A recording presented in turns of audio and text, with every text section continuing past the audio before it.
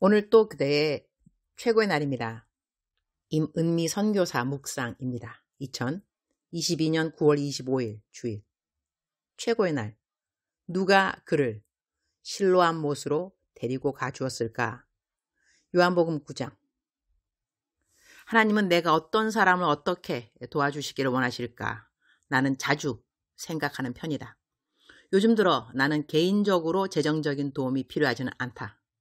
이전에는 코스타 강사로 가야 할 때면 비행기표를 자비량으로 했어야 했기 때문에 나는 내 비행기표 후원해주는 사람이 필요했었다. 그런데 요즘 코스타 강사로 나가지 않는다. 비행기표 값이 없어서가 아니라 허리가 안 좋아서 오랫동안 비행기를 타는 것이 나에게 힘이 들기 때문이다. 그러니 내가 그 용도로 돈이 필요한 곳이 없어졌다고 하겠다. 그러니 나는 내게 있는 재정을 언제 누구를 어떻게 도와주어야 주님이 기뻐하시고 주님이 영광 받으시고 재정 후원 받는 사람이 하나님을 고마워하게 되는지 나에게 계속 있는 숙제다. 나는 부자인 사람 부러워하지 않는다. 내가 부자로 여겨져야 할 돈이 나에게 필요하지 않기 때문이다. 모아놓은 돈이 자기 돈이 아니라 남을 위해 쓰는 돈만 자기 돈이라는 말이 있는데 자기 위해 자기 자식 위해 돈 쌓아둔 사람 나는 부러워하지 않는다. 내게 있는 돈을 어떻게 써야 하는지가 나에게 숙제인지라 남에게 있는 많은 돈들 부러워할 시간은 나에게 없어서이기도 하다. 내가 말하고도 내가 되게 멋있어 보여진다. 남들 도와주고 나에게 감사하는 것을 바라는 것도 내게 있는 모든 것이 주님 것인지 아는 것이 훈련되어서리 감사 인사 안 받아도 시험도 들지 않는다. 다만 내가 도와주어야 할 사람들에 대한 생각들이 매일 내 머리에 있다. 얼마 전에 내가 아는 어떤 신실한 자매가 결혼을 한다고 하는데 모아놓은 결혼 비용은 전혀 없는 것 같았다.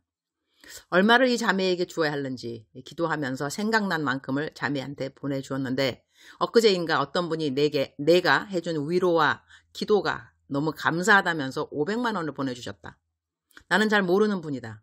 그 돈의 반은 선교 헌금으로 반은 내 개인이 필요한데 사용해달라고 해서리 내가 써도 된다는 그 반 금액은 결혼 준비하는 자매에게 보내주었다. 물론 내가 보낸 것과 다 합하면 금액은 당연 250만 원이 넘는다. 이런 헌금은 내 개인이 원하는 곳에 사용하면 된다고 준 헌금이니 내가 오병이어 헌금으로 받은 헌금으로 도와줄 명분이 안 되는 사람들은 이렇게 내게 개인 헌금으로 들어온 돈을 그대로 토스해 주는데 이렇게 재정을 토스받은 사람은 당연 감사하고 감동한다. 그래서 감사하다고 문자 오면 어떻게 이 헌금이 그리로 흘러갔는지 말해주고 헌금 보내준 분을 위해 기도하라고 말해준다. 이번에도 그랬더니 그 자매가 다른 것으로 갚을 것이 없다고 금식 기도로 그분의 요즘 상황에 대한 기도를 주님께 간구하겠다고 한다. 나는 그래서 그 말을 헌금 주신 분에게 전해드렸고 그분은 또 감동받았다. 자신의 헌금이 어떤 한 사람에게 이렇게도 큰 도움이 되었는지 몰랐다고 자기도 정말 감사하다고 한다. 하나님의 물질은 이렇게 흘러간다고 나는 생각한다. 누군가는 필요가 있고 누군가는 그 필요를 채워주고 채움받은 사람은 감사해서 채움에 도구된 사람을 축복기도 하고 하나님은 그 기도 들어 기쁘게 응답하여 주시고 하나님을 사랑하는 사람들의 재정적인 필요를 조금이라도 만나주려는 나의 노력에서 나는 늘 하나님의 마음을 배운다. 우리 하나님은 하나님의 자녀된 모든 사람들을 다 도와주고 싶어 하신다고 나는 믿는다. 그러나 누구를 도와주고 싶으실까? 범죄하는 사람 도와주고 싶으실까? 구원은 누구에게나 은혜, 즉슨 거저요. 아무 공로 없어도 되지만 복이라는 것은 그렇지 않다. 얼마 전 어떤 분이 당신 아들 게임 중독인데 1분만이라도 시간 내어서 아들 축복 기도를 녹음해서 보내주면 안 되겠냐고 부탁이 왔다. 그래서 내가 그분에게 축복 기도요? 대적 기도가 아니고요? 라고 물어보았다. 우리는 자녀들이 축복받기 원한다. 그러나 복이라는 것은 축복 기도를 받는다고 복이 내리는 것이 아니라고 나는 생각한다. 복은 그야말로 복을 받을 어떤 일을 해야 복이 내리는 것이다. 벌 받아야 마땅한데 벌 안 받고 구원받은 자체가 어마어마한 첫 번째 복이지만 그 다음에 우리는 복을 받을 일은 해야 하는 것이다. 돈이 없어도 성실하게 정직하게 사는 사람들이 있다. 꼭 하나님이 도와주실 것이다. 인내하면서 주님의 손을 기다리기를. 주님 꼭 그들의 필요를 만나 주실 것임을 나는 확신한다. 요한복음 9장 3절. 예수께서 대답하시되 이 사람이나 그 부모의 죄로 인한 것이 아니라 그에게서 하나님이 하시는 일을 나타내고자 하심이라. Neither this man nor his parents sinned, said Jesus. But this happened so that the work of God might be displayed in his life. 날 때부터 소경된 자는 그 이유가 부모의 죄인가 그 사람의 죄인가를 묻는 질문이다. 태어날 때부터뿐 아니라 우리들의 삶에서 일어나는 사고들에 의한 고통들 우리에게 있다. 우리 부모 죄인가 내 죄인가? 마귀는 우리로 하여금 우리의 고난을 우리의 상처를 어찌하든지 다른 누구의 탓으로 돌리게 하려고 한다. 그러나 하나님은 우리에게 어떠한 일이 일어나도 그 일을 통하여 하나님이 나타내시고자 하는 일이 있다고 한다. 그러니 우리의 상황에서 일단 남 탓하는 것은 하나님의 방법으로 문제를 해결하는 방법이 아닌 것은 알아야 한다. 남편 탓도, 아내 탓도, 자식 탓도, 부모 탓도, 상사 탓도, 친구 탓도. 일단 탓해서 우리가 승리는 얻지 못한다는 것은 알아야 하는 것이다. 하나님을 바라보아야만 한다. 죽이고 싶도록 미운 사람 있을 수 있다. 그 사람 탓한다고 내 운명 바뀌는가? 그렇지 않다. 하나님 바라보아야만 한다. 하나님이 이 일을 통하여 나에게 어떤 것을 가르치시는지 물어볼 줄 알아야 한다. 하나님이 나를 사랑하심에 대한 확신이 이럴 때 우리 모두에게 필요하다. 이 확신 없으면 우리는 당연 그 누군가를 탓하고 싶을 것이기 때문에 그렇다. 그런데 오늘 요한복음 9장을 찬찬히 읽게 되면 예수님이 이 날 때부터 맹인된 자를 고치는 방법이 조금 특이하다는 것을 알게 된다. 요한복음 9장 6절. 이 말씀을 하시고 땅에 침을 뱉어 진흙을 이겨 그의 눈에 바르시고 이르시되 실로암 못에 가서 씻으라 하시니 실로암은 번역하면 보냄을 받았다는 뜻이라. 이에 가서 씻고 밝은 눈으로 왔더라. 주님은 분명 그냥 한마디 말씀으로 이 맹인을 고칠 수 있으셨을 것이다. 그런데 이 맹인을 고치시는 방법이 이전에 그냥 말씀만 하신다거나 안수만 하신다거나 그렇지 않고 땅에 침을 뱉어 진흙으로 이겨서 그의 눈에 바르셨다는 것이다. 그리고 궁금하게 만드는 부분이 있는데 그 사람에게 실로암 못에 가서 씻으라고 했다는 것이다. 그는 날 때부터 맹인이었다. 그가 실로암 못이 어디 있는지 알고 있었을까? 거기까지 가려면 누군가 그 사람을 데리고 가 주었어야 하는 거 아닌가? 그러면 예수님이 하신 일이 그대로 이루어지려면 중간에 그 누군가 이 맹인을 데리고 실로암 못까지 가 주어야 하는 사람이 있어야 한다는 이야기가 된다. 그는 누구였을까? 누가 이 사람을 실로암 못으로 데리고 가 주었을까? 주님이 우리의 필요를 만나 주시는 것은 사실이다. 이 맹인에게 있어 절대 필요는 눈을 뜨는 것이었다. 주님 그 일 해주셨다. 그러나 주님은 그 사람이 그렇게 온전히 치료받기까지 중간 역할을 할 사람도 이미 생각하고 계셨을 것 같다. 주님 오늘 또 최고의 날입니다. 이 땅에서 하나님의 일을 나타내게 하는 일은 무수히 많이 있을 것입니다. 그것은 하나님이 우리 모든 사람을 향한 뜻이라고 믿습니다. 우리의 이웃에게 하나님이 하시는 일이 나타나게 하기 위해 내가 해야 하는 일은 없는가 생각하게 되는 요한복음 9장 말씀입니다. 누가 이 맹인을 실로암 못으로 데리고 가 주었을까요? 그래서 이 맹인은 하나님이 하신 일을 다른 이들에게 담대하게 말해줄 수 있는 그 자리를 갖게 되었을까요?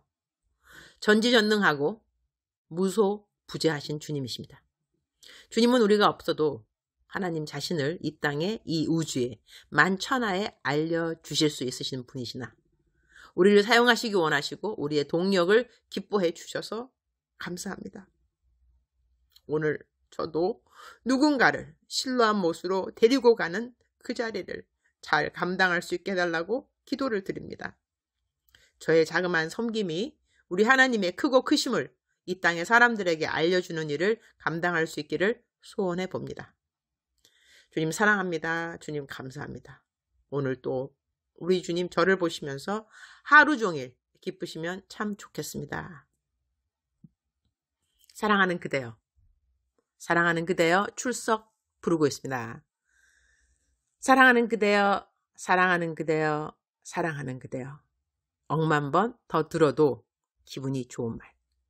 들으면 들을수록 더더욱 힘이 되고 격려가 되고 위로가 되는 사랑하는 내 딸아, 사랑하는 내 아들아. 오늘 요한복음 9장 말씀은요, 이 부모의 죄냐 나의 죄냐 또는 이제 가문에 흐르는 저주를 끊어라 뭐 이런 책도 있는 거 아시는가요? 책 제목이 가게에 흐르는 저주를 끊어라. 이전에 읽은 기억이 나는데 책 제목은 정확한가는 모르겠습니다만, 우리들이 이 조상 때문에 업보, 그렇죠, 업보라는 것 있을 수 있습니다. 예를 든다면 아버지가 알코올 중독이면 아버지처럼 그 자식들도 알코올 중독되는 사람이 가문에 많이 있을 수 있고요. 이렇게 가문에 흐르는 저주 있다고도 하는데, 우리 예수님을 믿는 사람들은 확실하게 외워야 되는 성경 구절 한 구절, 많은 구절들이 다 외우면 좋지만 꼭 외워야 할 성경 구절 중 한 가지는 보라 이전 것은 지나갔으니 새 것이 되었도다. 고린도 후서 5장 17절. 보라 이전 것은 지나갔으니 새 것이 되었도다. 새로운 피조물입니다. 조상과 관계없습니다. 아멘. 새로운 피조물입니다. 조상과 상관없습니다. 하나님께서 하나님의 가문에 그대를 입양해 주셨습니다. 우리가 입양되었죠. 양자의 영을 받았다 했으니까 담대하게 거짓의 영들을 물리치셔야 됩니다. 너 조상 때문에, 너 부모 때문에 다 이런 거야. 거짓의 영 떠나갈지어다. 예수의 피, 예수의 피, 예수의 피. 나사렛 예수의 이름으로 명하노니 조상 탓하게 만드는 이 거짓된 영들아 떠나갈지어다. 귀신들아 떠나갈지어다. 예수의 피. 이렇게 할 줄 알아야 됩니다. 거짓의 영들입니다. 사랑하는 그대는 새로 태어나셨습니다. 보라 이전 것은 지나갔으니 새로운 피조물이 되었다는 것이죠. 이전 것이 지나갔다 그랬습니다. 그래서 우리를 거듭났다 그러잖아요. 거듭났다, 중생했다, 새롭게 태어났다는 것이죠. 새롭게 태어난 우리에게 무슨 과거가 있겠습니까? 없습니다. 새로운 피조물이니까 하나님 아버지가 그대의 아버지가 되십니다. 하나님 아버지로부터 물려받는 뭐 벌된 거 있나요? 없죠.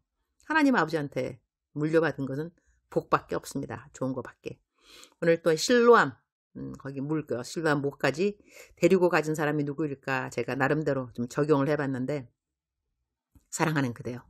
우리 모든 사람은 하나님께서 아름답게 빚으셨습니다. 그리고 우리 모든 사람의 삶을 통하여서 하나님은 하나님 되심을 나타내시고자 하십니다. 하나님의 깊으신 뜻입니다. 내가 너의 삶에 이렇게 하나님으로 있단다.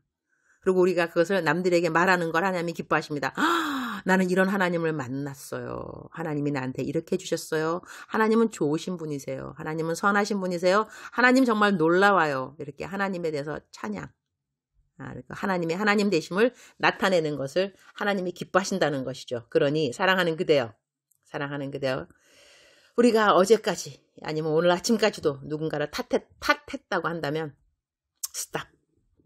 STOP. stop.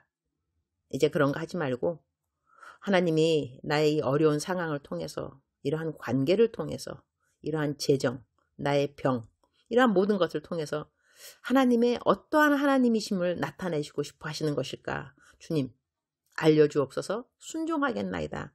그렇게 나아가 본다면 얼마나 좋을까, 그런 생각을 해봅니다. 사랑하는 그대여, God is good all the time.